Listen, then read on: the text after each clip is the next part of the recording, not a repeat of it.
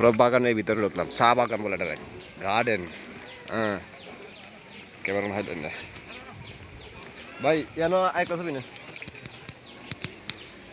যেমন একটা নেন, ভালো করে নেন। হ্যাঁ এই দিবস আসেন।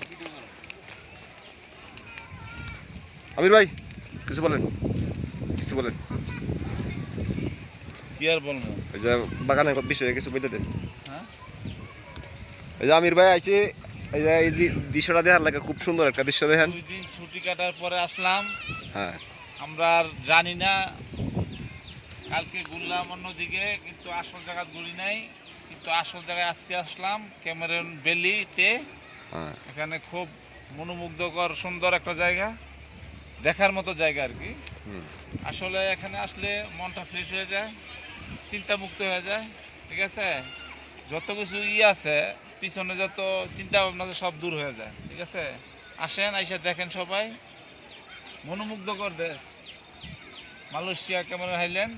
আমার কামান আছে ইদু নামাপা জলিল, পরে জলিলের বসের একজন ভাই, আর আছে আমাদের আলামিন ভাই, আর আমি তো আছি সাথে। আমি তো আছি। ওকে আবার বস আছে, বস বস আসছে, বস দাবি দিয়ে আসবে, ঠিক আছে। আমরা তো আর বস না, আর সেজন্য কতটা আমরা গাড়ি দিয়ে আসিনি, আমরা পায়ে হাঁটে আসছি। উড়ান ভাই, উড়ান ওখান তো উড়ান, খুব সুন্দর জায়গা, উড়া দেন। সত্যি কথা খুব সুন্দর জায়গা।